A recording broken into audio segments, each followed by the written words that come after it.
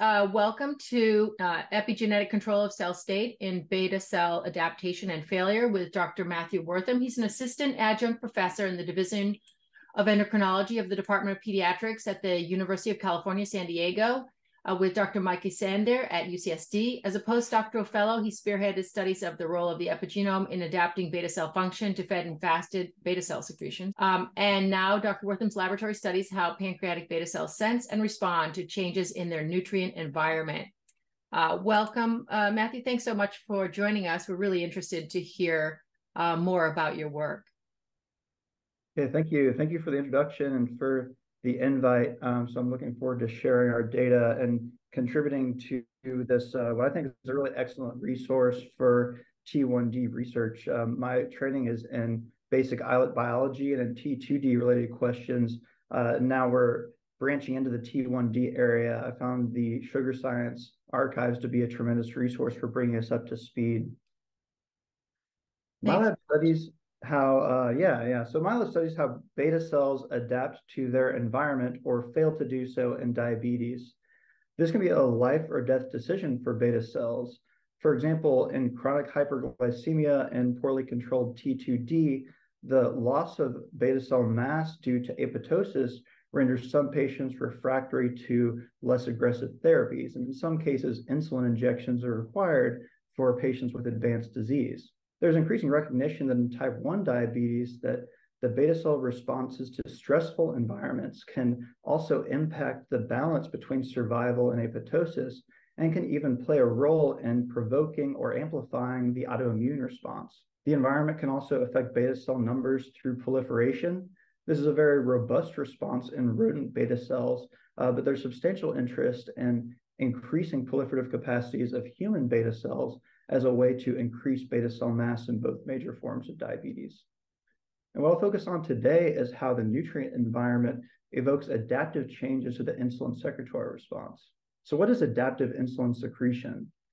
This is when the beta cell adjusts the insulin secretory response to anticipated changes to insulin requirements. One example is in the fasted state, when the beta cells attenuate the secretory response to glucose so as to avoid hypoglycemia when less insulin is required. During increased insulin demand associated with insulin resistance, the beta cell secretes more insulin for a given stimulus in order to account for these increased insulin requirements. This compensatory response is of particular interest to preventing type 2 diabetes, as the natural history of this disease typically involves a stage where insulin resistance is compensated for by beta cells. So it's only when insulin demand outstrips the ability of the pancreas to produce enough insulin that hyperglycemia develops and clinical presentation of this disease occurs. We're interested in understanding how the beta cell evokes these transitions in their function, with the idea that targeting mechanisms that allow beta cells to adapt their function may be applied to conditions where not enough insulin is being produced to increase or preserve the successfully compensated state. To this end, we use animal models of changing nutrient states that evoke these adaptive changes to the islet. What I'm showing here are two models that we've used frequently in the lab to study this process. On the left is the physiological model of feeding and fasting. I'm showing here a static insulin secretion assay of islets isolated from fed and fasted mice. So it was only a few hours after a meal, islets isolated from fed mice will hypersecrete insulin compared to their fasted counterparts. And this is despite being stimulated with the same glucose concentration ex vivo. And during more prolonged changes in nutrient and insulin requirements, the beta cell can evoke compensatory responses to insulin resistance, shown here in insulin-resistant and obese DB/DB mice. So as long as islets are tested prior to the development of hyperglycemia, islets from DB/DB mice will hypersecrete insulin compared to controls. And our studies have pointed to an important role for the epigenome and how beta cells adapt their function to changes in nutrient state. And the epigenome is the covalent modification of DNA or of histone tails that serves to alter chromatin structure and works in tandem with transcription factors to regulate gene expression. I'm showing here the histone modifications associated with promoter and enhancer elements. The acetylation of histone 3 lysine 27 occurs at both promoter and enhancer elements, with differential levels of methylation of histone 3 lysine 4. These modifications serve as docking sites for reader proteins that go on to interact with the core transcriptional machinery to promote gene expression. An attractive aspect of the epigenome to us was that the epigenome is capable of coupling extracellular signals to transcriptional responses and cellular responses. This occurs owing to the reversible recruitment or enzymatic activation of writer and eraser enzymes that either add or remove these epigenomic modifications. And this allows cells to adjust transcription in response to changes in their environment. And so today I'll be overviewing two different aspects of our work on this regulatory system. First, I'll discuss our studies in the feeding and fasting model, showing that the epigenome is crucial for the appropriate regulation of beta cell adaptive responses to this physiological change in feeding state. I'll then go on to outline our studies during insulin resistance, showing that the epigenome can also impact beta cell failure and successful compensation during insulin resistance when it's being required to secrete more and more insulin to preserve glycemia. So first, our studies of the feeding and fasting model and our initial identification of the epigenome as a mechanism. When we started this work, very little was known with regards to how the environment might impact the islet epigenome in mature differentiated islets. So I set up a relatively simple experiment, which is to ask whether feeding state gives rise to changes to the islet epigenome. I designed an experiment where mice were fasted for 12 hours and then refed, and islets were isolated 4 hours after refeeding, with the fasting group being fasted for the total of 16 hours, thereby mimicking the normal feeding and fasting rhythms of mice. We then performed ChIP-seq for several histone modifications to look for dynamic changes associated with feeding.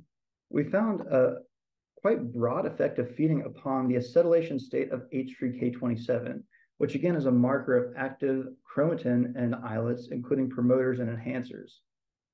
I initially mapped out peaks for H3K27 and then classified each peak as either gaining, losing, or having unchanged acetylation signal in response to feeding. This revealed broad effects of feeding upon the islet epigenome, with nearly half of active regulatory elements gaining acetylation in the fed state.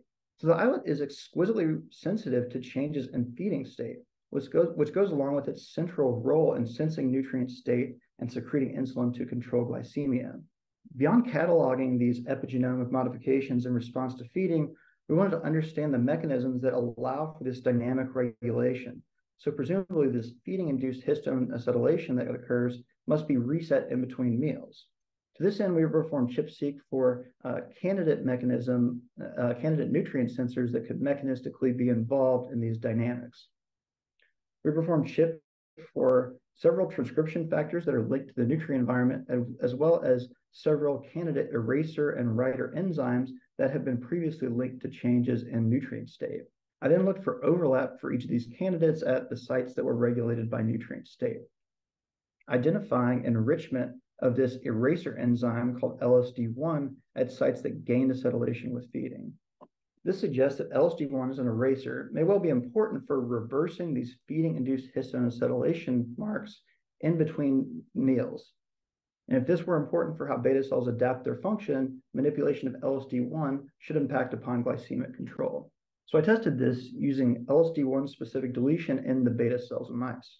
I deleted LSD1 and initially monitored glucose homeostasis. And this revealed that LSD1 is crucial for preserving glycemia, with knockout mice exhibiting severe hypoglycemia that goes along with increased circulating insulin levels in the fasted state. Careful examination of these pancreata revealed few histological changes, and things we might have expected could be driving this, such as tumors that produce insulin or increases in beta cell mass that could underscore or underlie increased insulin levels. So we suspected functional defects following LSD1 knockout.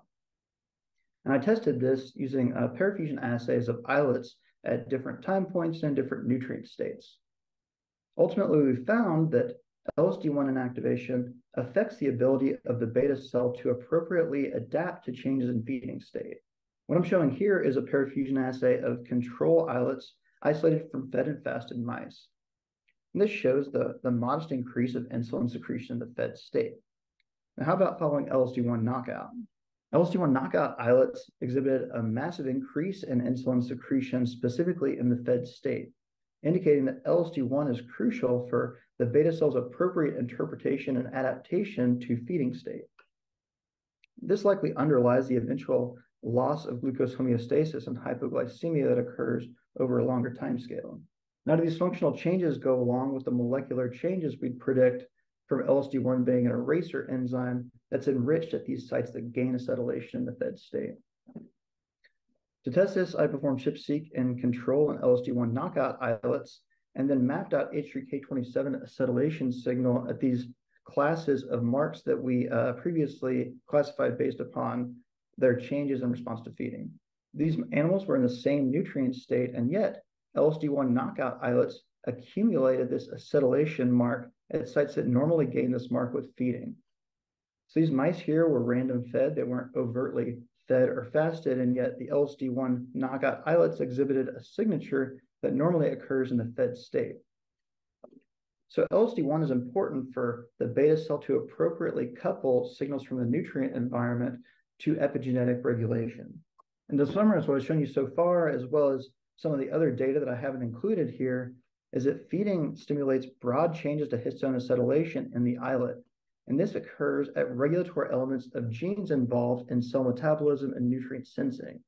The eraser enzyme LSD1 is highly associated with the sites that normally gain acetylation in the fed state. Our genetic data show that knockout of LSD1 is crucial for the appropriate resetting of these feeding-induced histone acetylations that occur that allow the beta cell to normally regulate transcription and adapt their function. With LSD1 knockout causing overexpression of feeding-induced genes, increased metabolism of glucose, and aberrantly high insulin secretion in the fed state. This work establishes LSD1 as a key cell-intrinsic regulator of this adaptive response that allows the beta cells to couple changes in the nutrient environment with functional outcomes. So next, I want to talk about our work in insulin-resistant models that arose from our initial studies asking what the disease relevance is of these feeding-regulated changes to the epigenome. This started out from our genetic studies of LSD1 binding sites in human islets. I performed ChIP-seq for LSD1 and human islets from subjects without diabetes, and then together with Kyle Galton, we asked whether genetic variants associated with metabolic traits, including diabetes, were enriched at LSD1 binding sites, finding an enrichment for type 2 diabetes-associated genetic variants at LSD1 binding sites in human islets. So individuals with genetic risk for type 2 diabetes may well have a different ability for their islets and their beta cells to adapt their response to changes in nutrient state. But our prior work had really only looked at LSD1's function in this feeding and fasting state in normal physiology. So we turned to animal models relevant to type 2 diabetes to ask how LSD1's function relates to the prevention of type 2 diabetes. Here I used the DB-DB animal model of obesity and insulin resistance. These animals will eventually develop hyperglycemia, and I tested the effect of LSD1 knockout in the beta cell upon disease development in this model. What I'm initially showing here is the effect of LSD1 knockout in lean conditions, which causes the expected hypoglycemia that we'd previously shown. Now, how about in the DB-DB model?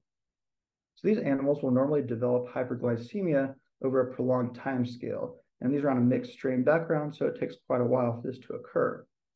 Yet following LSD1 knockout in the beta cell, there's an acceleration of diabetes development in this model. So LSD1 knockout has an opposite effect on glycemia depending on the lean versus the obese state, with hypoglycemia occurring in lean mice lacking LSD1 and hyperglycemia and diabetes occurring in obese mice lacking beta cell LSD1. This goes along with reductions in circulating insulin levels suggestive of a beta cell defect. And there were few overt changes in beta cell numbers or islet composition in this model, suggesting that LSD1 knockout isn't impacting beta cell mass to a large extent, leading us to predict that there's a functional defect in the insulin secretory response here. I performed islet insulin secretion assays to test whether LSD1 knockout on this DB-DB background renders these beta cells unable to appropriately secrete in response to glucose. But really, insulin secretion was increased, if anything, in LSD1 knockout DB-DB islets, which is a disconnect between what we observed from circulating insulin measurements. I then tested whether these islets might have aberrant responses to other secretagogues, which ultimately pointed to a defect in the response to the incretin hormones GIP and GLP-1.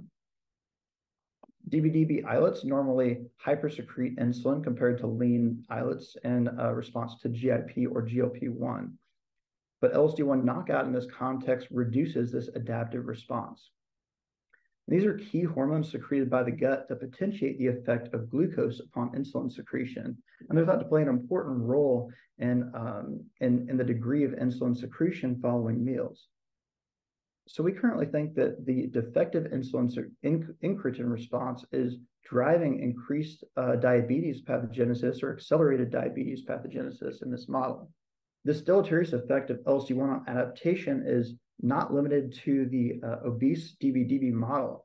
We can observe it in an additional model of insulin resistance. I'm showing here the S961 model, which treats mice with this peptide that blocks the insulin receptor. This causes hyperglycemia and massive hyperinsulinemia.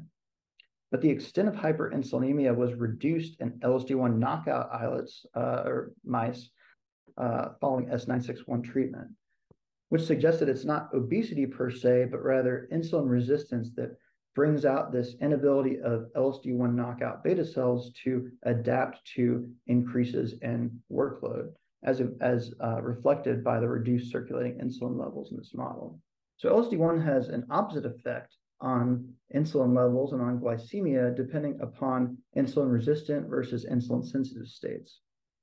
So what's going on there, and why are beta cells failing in these LSD1 knockout models? To answer this, we set up a single-cell RNA-seq experiment to identify potential mechanisms, as well as identify potential differences of LSD1 target genes in insulin-resistant and insulin-sensitive states. We performed a standard single-cell RNA-seq pipeline, then extracted out insulin-positive cells for subsequent analysis and reclustering of beta cells. And here I'm showing the UMAP projection of beta cells from our single-cell RNA-seq analysis, identifying 4 different beta cell subsets from the aggregate beta cells from all of our mice here. I then I attempted to predict the cellular processes active in each beta cell subset using gene ontology and pathway analysis. The beta 1 cells, for example, expressed high levels of characteristic metabolic enzymes and the oxphos machinery, suggesting that these beta cells were normal functional beta cells. There's an additional large group of beta cells that expressed high levels of transcription of genes that encode chaperone proteins that are involved in protein folding and processing in the ER and the Golgi. And this is where insulin is produced and processed. We anticipated that compensating beta cells were attempting to increase their ability to translate, synthesize, and process insulin to account for increased insulin demands in these models. So I've tentatively termed these beta cells compensating beta cells. A third beta cell subset was characterized by a transcriptional response to stress signature, and a fourth subset by a proliferation signature. Now, with these beta cell subsets being identified across models, we can then ask how each environmental interventions or manipulations of LSD1 leads to changes in the composition of these beta cell subsets. First, in the DBDB model, the nutrient environment associated with this model causes a depletion of normal beta cells and an enrichment of compensating beta cells.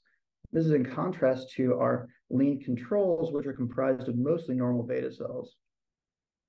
So the nutrient environment has an impact upon beta cell states as defined by these transcriptional signatures.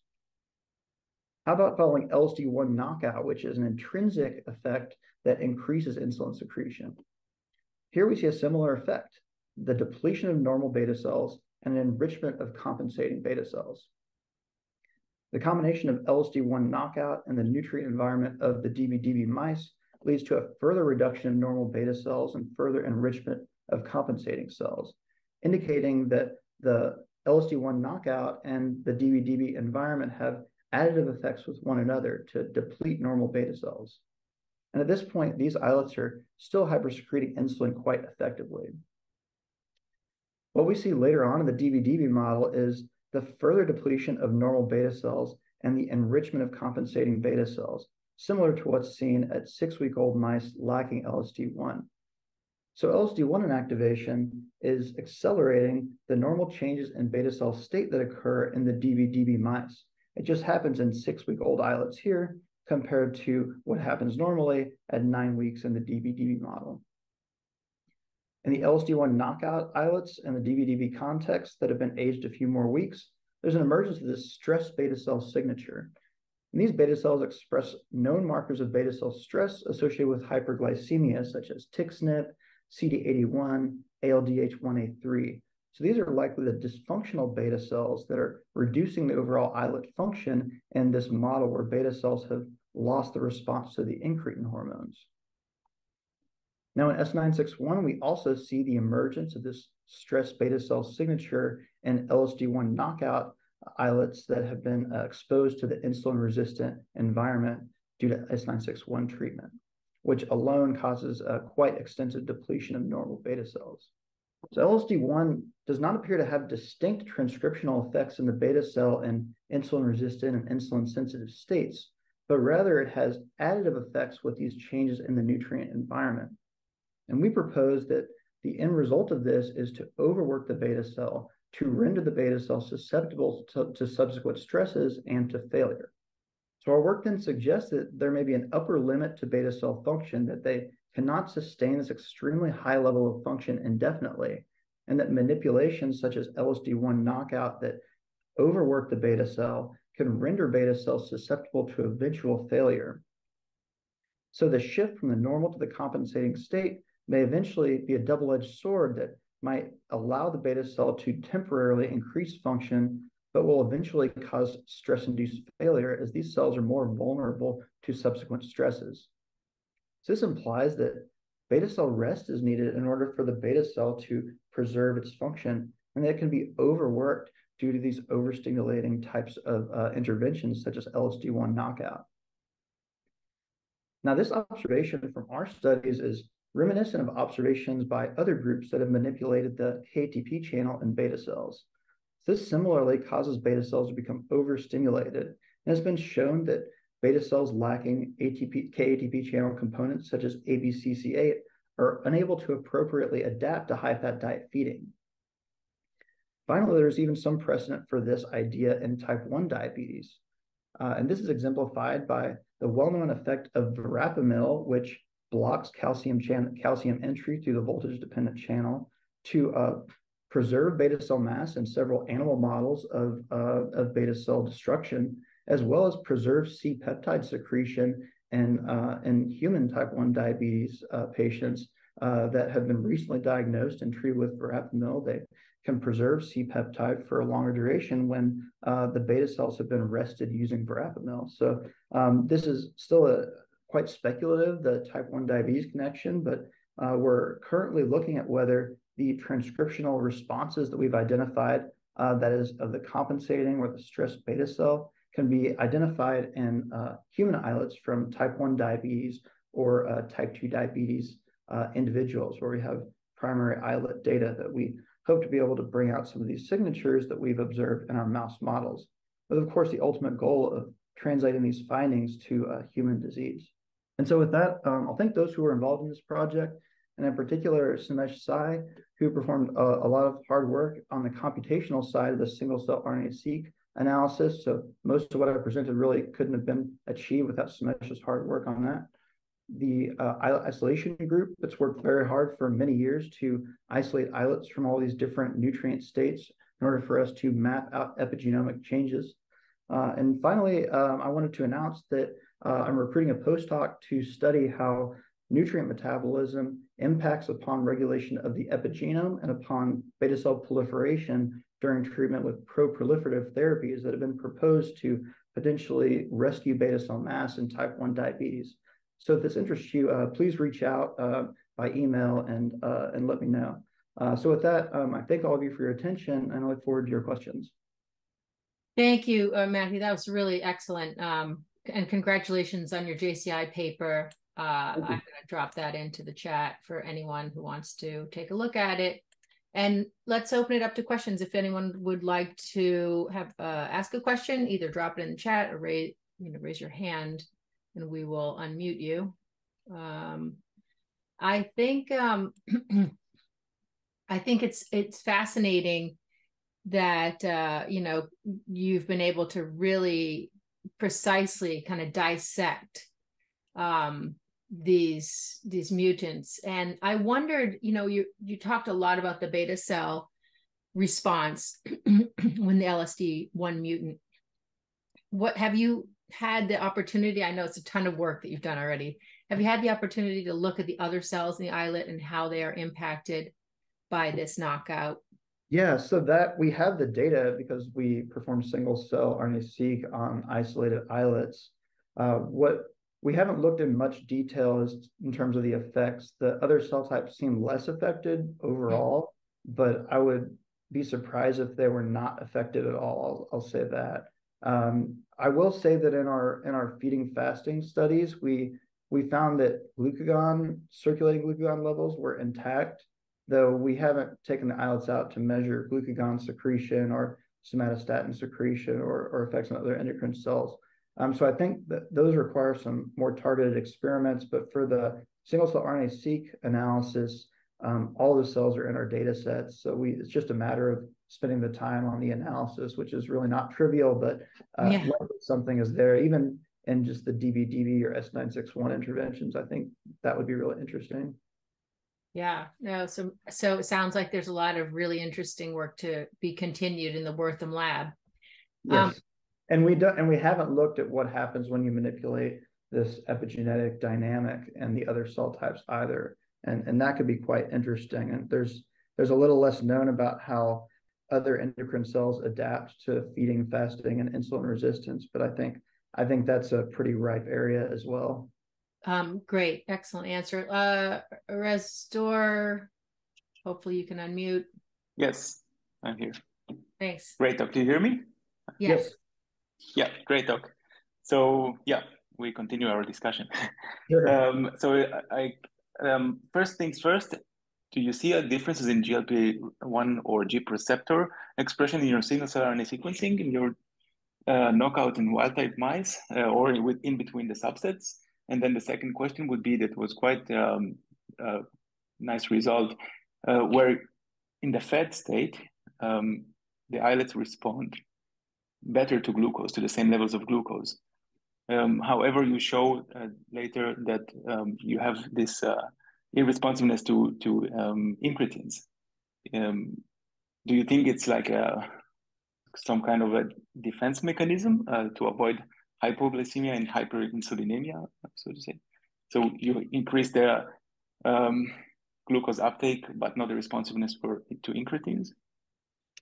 Oh, okay. Yeah, so the first part of the question is whether the receptors for the incretin hormones are impacted in our models. Yes, they absolutely are.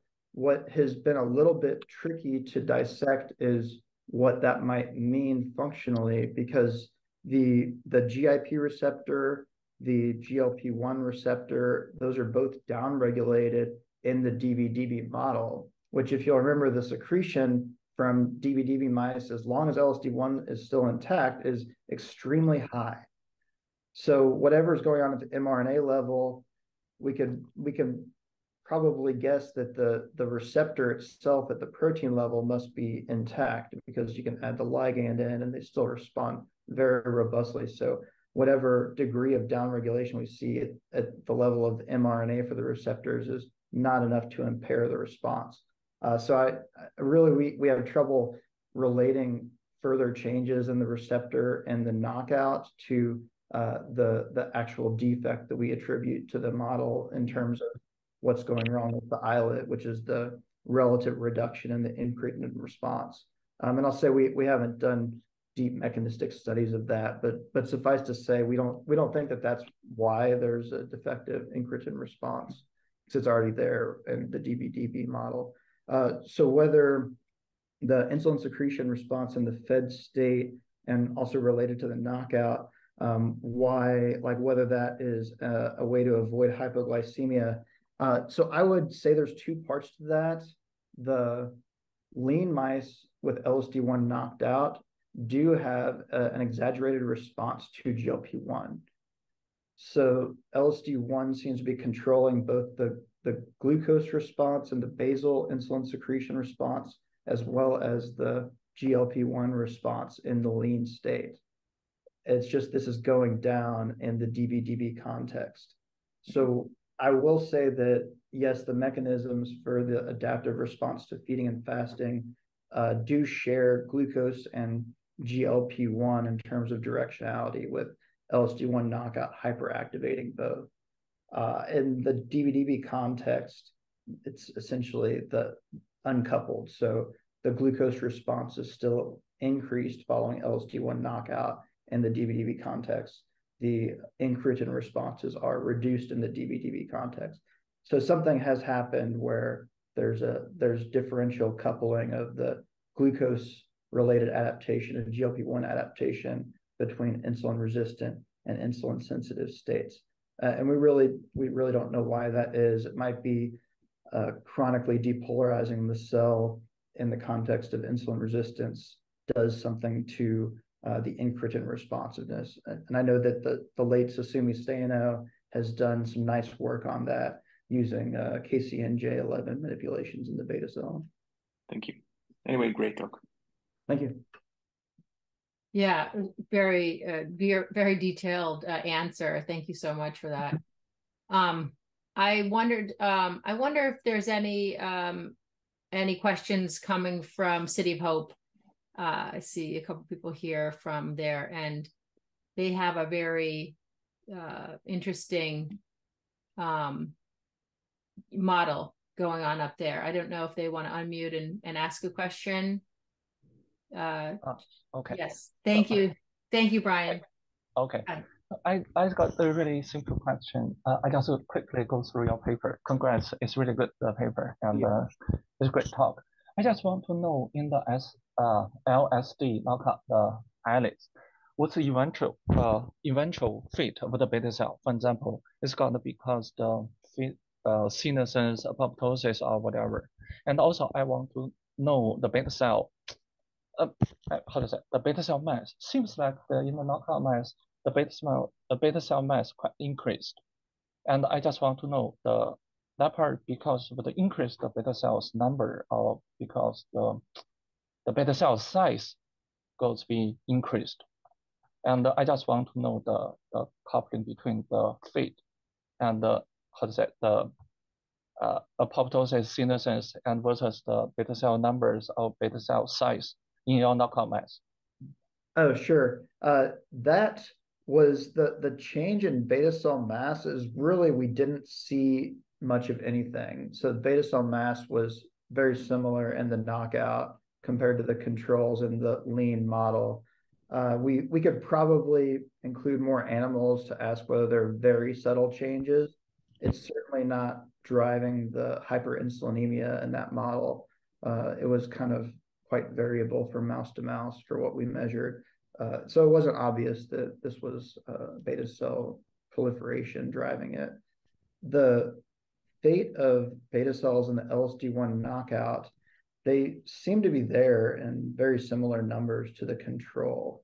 What we do know is that they look a little bit like they've lost some of the standard characteristics associated with functional maturity.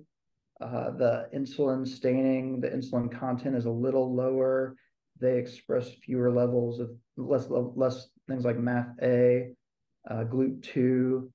So what is really going on there, I think, likely relates more to our current studies from single-cell RNA-seq, where this compensating beta cell is losing some of the characteristics that have previously been called mature beta cell characteristics, yet they're hypersecreting insulin.